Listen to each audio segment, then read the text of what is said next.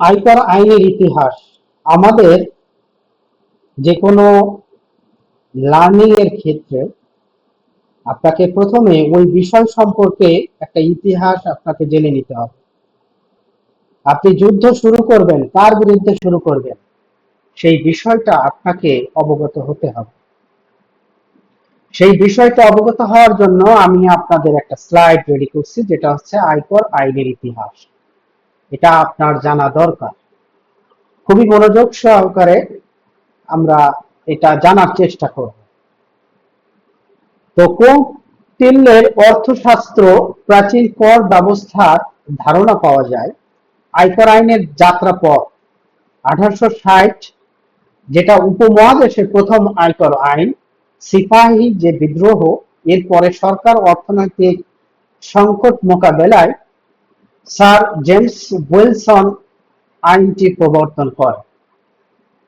1869 দ্বিতীয় আয়কর আইন, 1886 তৃতীয় আয়কর আইন, 1918 চতুর্থ আয়কর আইন।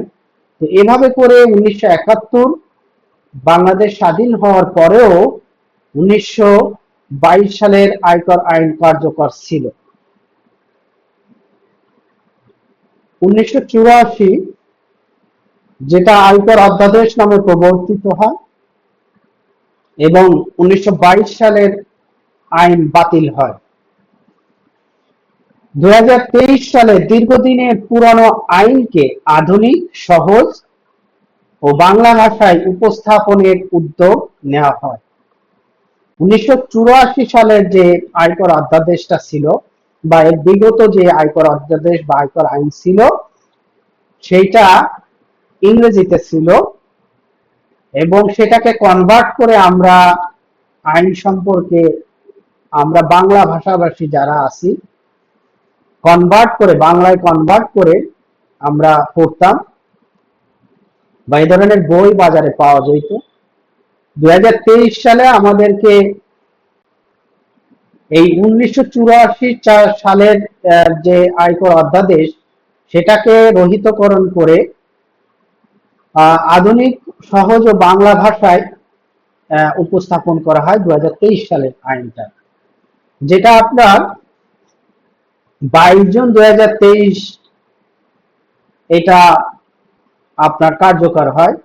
তো এটি একটি গুরুত্বপূর্ণ দিন।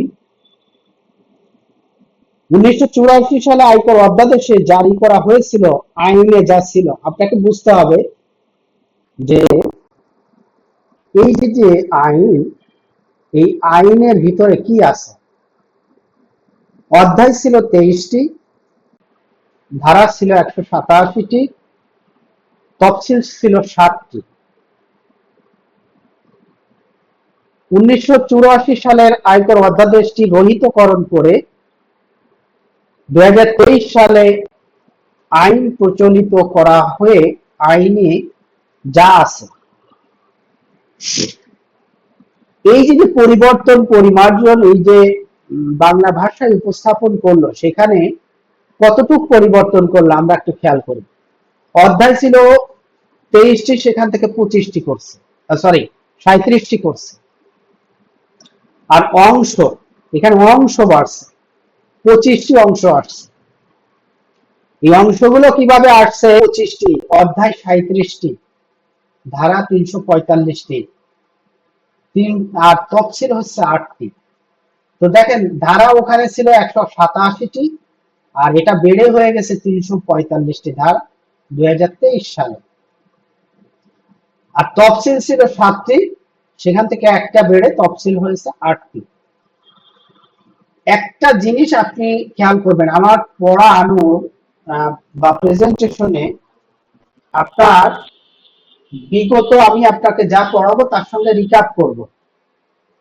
আপনি যদি বিগত আমি আপনাকে একটা পড়াই দিলাম, এরপরে নতুন আরেকটা পড়াচ্ছি, ভবিষ্যতে আরেকটা পড়াবো, এই জিনিসগুলো যদি আপনি ভালো করে মনোযোগ সহকারে না খেয়াল করেন, আপনি কিন্তু ধরতে পারবেন না। আর যদি ধরতে পারেন, একটার সঙ্গে আরেকটার মিল এমন ভাবে দেওয়া যে আপনি অটোমেটিকলি আপনার মাইন্ডে সেট আপ হতে বাধ্য। আপনি এটার জন্য আলাদা আপনার মানে সময় ব্যয় করতে হবে না, এই ক্লাসই আপনার জন্য উপযুক্ত। এই জন্য আপনার প্রতি আমার অনুরোধ, কোর্সটি আপনি যত সময় থাকবেন একটু মনোযোগের সঙ্গে থাকার চেষ্টা করুন। যদি কখনো আহ, যদি খেয়াল হারায় যান, মনে হয় যে একটু অবসাদ লাগতেছে, দ্রুত 2-3 বার একটু শ্বাস নেবেন, শ্বাস নিয়ে দম রেখে কয়েক সেকেন্ড রেখে আপনি ছেড়ে দিবেন, দেখবেন আবার পুনরায় আপনি মনোযোগী হয়ে উঠবেন। দেখেন, আপনি যদি ইনকাম ট্যাক্স শিখতে চান, তাহলে সেই ক্ষেত্রে আপনাকে কিছু বন্ধুর সঙ্গে পরিচিত হতে হবে। যে বন্ধুর সঙ্গে পরিচিত না হলে আপনি ইনকাম ট্যাক্সের মূল নির্যাসটা বুঝতে পারবেন। যে সকল বন্ধুদের সাথে আপনাদের পরিচয় থাকতে হবে। এখন বন্ধু কেন বলা হচ্ছে?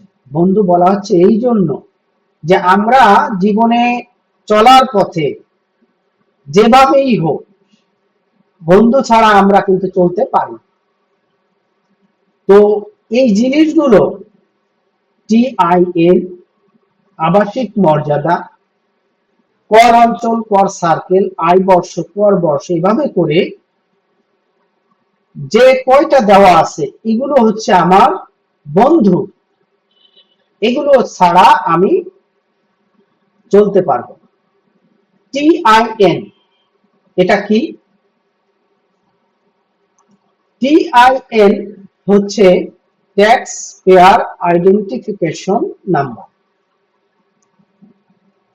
এখন আপনারা যারা টিআইএন চেনেন বা যাদেরকে আছে, তারা তো বুঝলেন যে আসলে টিআইএনটা কি।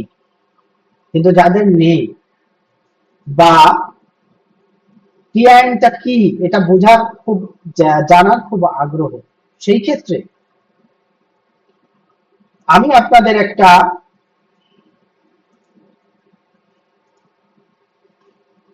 স্লাইড দেখাই, যেখানে আপনার একজনের করদাতার টিন আছে।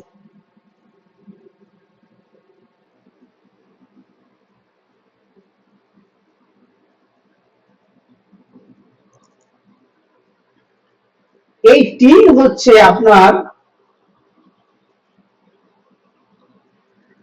রিটার্ন প্রদানের প্রথম ডকুমেন্টস। আপনি যদি টিনধারী না হন, তাহলে আপনি কিন্তু রিটার্ন সাবমিট করতে পারবেন না, বা কোনো ক্লায়েন্টের যদি টিন না থাকে তাহলে আপনি কিন্তু রিটার্ন জমা প্রদান করতে পারবেন। আপনাকে রিটার্ন যদি সাবমিট করতে হয়, তাহলে সেই ক্ষেত্রে আপনাকে অবশ্যই টিনধারী হতে হবে।